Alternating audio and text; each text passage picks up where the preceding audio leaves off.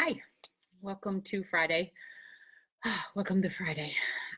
This week, actually pulling up a topic we've talked about before, but I decided that it just needed a little bit more attention because I had one day and 5 sessions in a day, and every one of the people who came in that day came in with a similar message, almost like verbatim. Their wording was verbatim, and to me that's often like the baseball bat to my forehead, that something's going on here and you really need to pay attention. That's of course after I ask myself, "Didn't we just have this conversation, or am I making this stuff up?"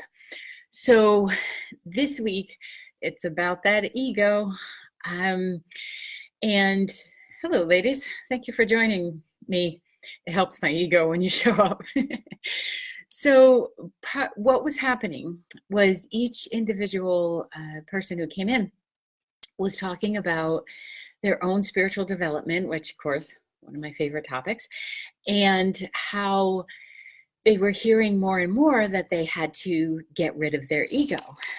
And I've heard this a lot. I mean, I've often taken, I think, the opposite stand uh, in the metaphysical world and in the self-help and in some of the other, even the psychological profile and all that kind of stuff, that we can't get rid of our ego.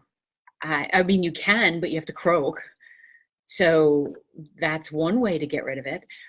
Because the ego is the human aspect of you, and it's the part that has you come in wanting to learn, wanting to have experiences, wanting to connect with other people, wanting to learn compassion, and wanting to learn how to interact with others.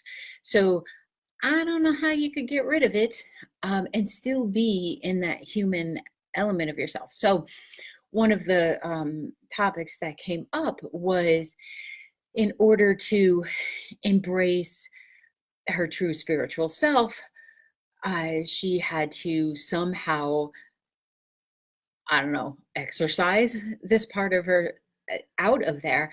And I asked her, I said, how are you going to do that? Because if you take away or you try to eliminate the part of you that is your human element, your soul, what's it going to do? Who's it going to talk to? Who's it going to work in conjunction with? How are you going to ever step into a challenge? How are you ever going to have a difficult conversation? How are you ever going to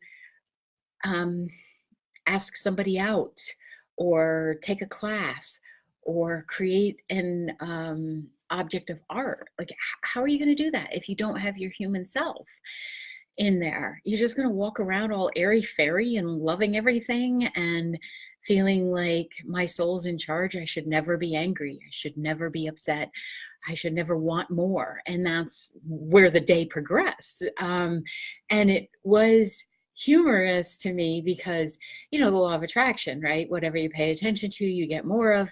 Where you put your energy, it shows up in front of you. And Will Smith, happy birthday.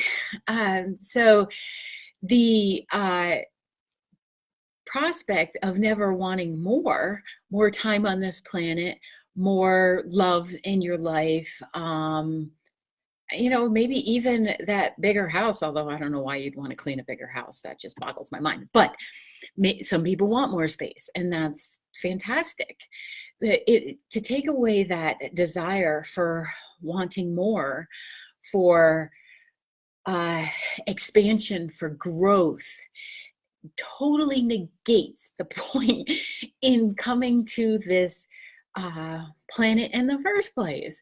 So I thought, okay, while I'm a little wound up about it, because I'm a little wound up about it, I'm going to make it this week's Facebook Friday and blog, even though I had something else planned. So my ego put it in front of the other post, because I just think it's important that we consider. I'm not saying you have to completely agree with me, that the ego is this cute little thing that, let's see if I can, isn't that cute? This is the drawing I came up with. Isn't he cute?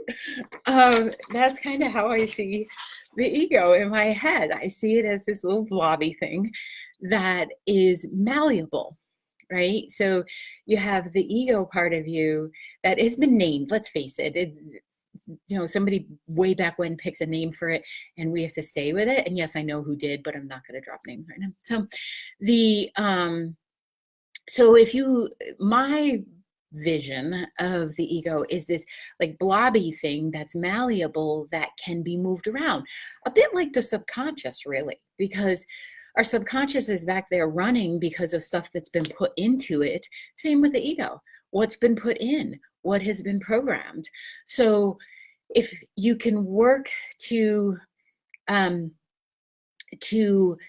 minimize your subconscious by making your conscious mind more of where you operate from, well, why can't we do that with the ego? Why can't we take it from whatever the deficits are and whatever it's feeding us and whatever message is there about who we are because somebody else perceived who we are in life, or through our experiences? Why can't we use that to enhance who we are? And that's why when I teach in my classes and when I'm in session with someone, I'll ask them, well, can you imagine being you without a desire to read another book, without a desire to travel, to hear what went on in somebody's day? Well, those are all egoic properties. So if you take those out, I'm sorry, I think you're going to be a little boring, and I don't know if we can hang out together, because I want to know what part and how willing are you to look at, to take into consideration maybe the blobby part of the subconscious, the ego, that isn't the most supportive, and to help it grow into the I'm very proud of myself. I just think it's very cute because inside there, I like you, right? Maybe. And yeah, and new and good vibes and live your dream, right? I think if we put these things in there, that we can operate from that space. And I don't believe that has to give us such a fat head that we can't fit through the door. But that we can become even more present and more aware, because that part of us that's in comparison or shame or blame or intimidation just isn't going to be voting as much. And it's not going to be leading us in whatever our dreams are, whatever our forward motion is. So for those of you on right now, if you feel comfortable with it, throw something in there that you may have witnessed in another person or within yourself that you see to be a less than complimentary, or that's been compared to ego, and I'll show you how you can rework it. If you'd like to play along, no pressure, because we all know I can talk, like I can keep going on this. So there are going to be those that don't want to listen to the conscious mind, or that are more earth-based, more egoic in their life and in their interaction with people. So we all know somebody who has an inflated sense of themselves. But my theory is that if we take the people that act with an inflated sense of self, we can probably knock 99% of them out, because they probably feel inferior. And that would still be ego, right? They would still be feeling or operating, from a place that they didn't feel good enough either. But what we mostly see is and we go into judgy about it, is they have a fat head, or they think so highly of themselves, and got themselves up on the pedestal. One of the benefits of tapping into the intuitive side and looking at somebody's soul is often you can hear or see that, nah, they're really just trying to convince us, so it convinces them that they're okay. And that's sad. I think we can have compassion for it, for that 1% who really do believe that they're all that. And the monster sized bag of chips you can get at BJ's, don't participate with them. Don't engage your ego to change who they are, to try to change who they are, because we can't change anybody else, because that would be encouraging the part of you that is coming, I think, from a less than place. So when someone comes in and they say, well, I have to get rid of this part of me, and because it's other people see it as boastful, or thinking like it's too much self-esteem, or any of that. Well, again, we can't change other people's perceptions of us. We can only walk in who we are, and hopefully be changing over time and learning and expanding on all of that. But you are not going to do that without an ego. It just can't happen. So one of the challenges of us being here in physical form is to balance out the soul and the ego, the human element, right? So your non-physical, eternal, goes on forever and a day soul, and then this human side that gets a new consciousness, or a new human element each lifetime. So there's no recycling going on here. You get a new one each lifetime. You do advance on what you've learned in the previous lifetime, so let's stay in school. So we're here to find that balance in what is my non-physical, completely capable of everything that I could possibly think of, and my human self that goes, you're not capable of anything, who do you think you are? And bring them to a balance, right? Where we can say, okay, soul self, I know you think I can fly, but there's gravity here on Earth, so we need to think this through before we go leaping off of a building. So when you're contemplating a change in your life, a job change, stepping into the dating world, starting a company, or enhancing and launching your company even further, you will bump into these. Sometimes signing up for an event or a class that whatever asks you to grow just a smidgen, you're going to be both expanding soul and human self. So my theory is that if we acknowledge this human element of us, and we bring that in support and working with the non-physical part of ourselves, we can bring in that logic to not jump off of a building. But that's how parachutes got invented, right? Well, somebody probably jumped and realized that hurt, and then decided they needed something to slow their crash. That was their ego. Their ego said, I can do something with this.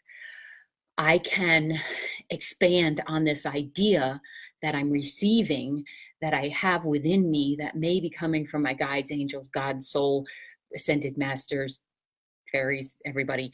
And here comes the part that says, you might want to have some kind of mechanism of slowing your roll before you become a pancake. So I feel like if we can start to bring some acceptance to the place of, you can self-support, you can encourage and you can expand and keep a balance in it. So that's where humble can stay in. that's where service can still participate.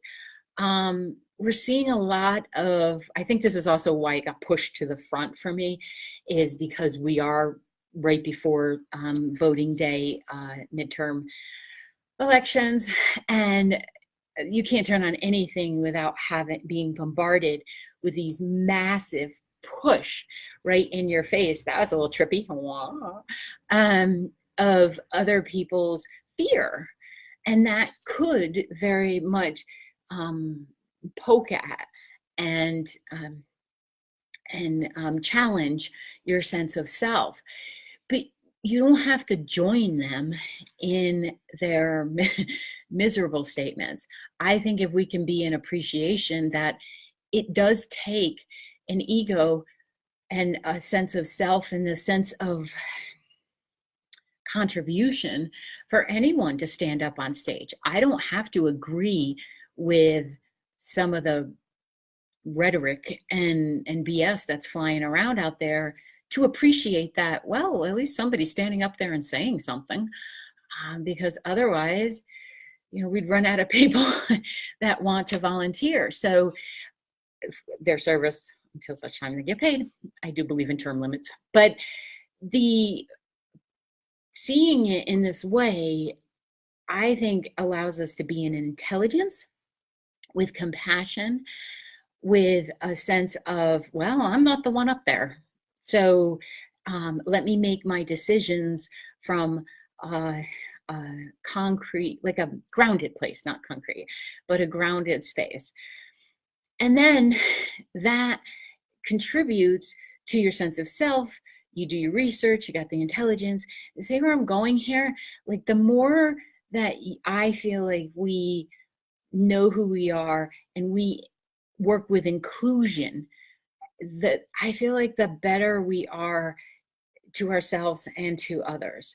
So if there's any aspect of your head telling you can't do something, if gravity is involved, please listen until you've done a little research. But if there's something in your head that says you can't do something, how about checking in and just say, wait a minute, is that my own ego? If so, can we have a chat? And sometimes the ego does need maybe a snack and a nap before you revisit the conversation. But if you're hearing a message over and over again that you can't do something, you might want to look at whose message was that? Who dropped their egoic self on me? And that's where you say, let go of my ego. And you can ask for cords to be removed. You can, I think, by looking at it and saying, oh, I think I know where I learned that. This is not about blame. This is not about saying, whoever that jerk was is the reason I can't do this. And I hear that a lot. I can't do this because they, or I was taught this, I was taught that, I was treated this way. I'm going to call so what on some of this, because eventually we have to come to the place where we say, I see that, I know it, I acknowledge it, I shift it. So what? Where are you today that you can look at yourself and say, I appreciate this aspect of myself. I'd like to maybe enhance that. I'd like to become more compassionate. I would like to think of others. I would like to get that business proposal written. I would like to stand up at karaoke. So I'm trying to, because some of the biggest practices can be this, what we consider, unfortunately, smaller movements because they're not, grand stage and everything. So I had someone say to me that they just needed to be in front of people because people needed to hear their message. And I was like, aha, okay. But what about the people? You're only talking about your perspective. You think other people need to hear your message, so you're not even considering the audience. You already think you know what other people need. That would be an example of ego out of balance. But a very simple way to bring it into balance is to say, I think I have a message. I would like to help. I wonder what the request is out there, and then can I meet that request? And then I have some marketable skills. Maybe I could go do that. So it's not that we have to eliminate the idea of, bringing ourselves to the world. I'd love everybody to bring their whole selves to the world. But we do have to stop doing so many damn selfies and start looking at what part of me wants other people to join me. Is it the joy part of me? Is it the volunteering to be a victim part of me? Is it the join me in my muck part of me? And just sort it out. Like, you don't have to delve in and sit in it, but just start to get comfortable with this. And, maybe you can create your own little cute little ego. And you could have a less of a pressurized view of that. And when listen, take what resonates throughout the rest. I would have a big fat ego if I was standing here saying, you have to listen to me and this is the way. But I have different perspectives and I like my perspective. So but maybe you could come up with what is your perception of your ego, so that when you have that critic, ego, subconscious, unsupported belief systems, they all live in the same apartment building right next to the shame and blame sisters, who complain about everybody in the building. So they all live together. So I think if you start embracing your neighbors, part of this committee that lives in there, and maybe come up with your own caricature, it'll take some of the pressure off. And you can start to say, how can I love that part of myself? And how can I bring that forward, so that over time, what you have is a very balanced sense of self. And then that's peace.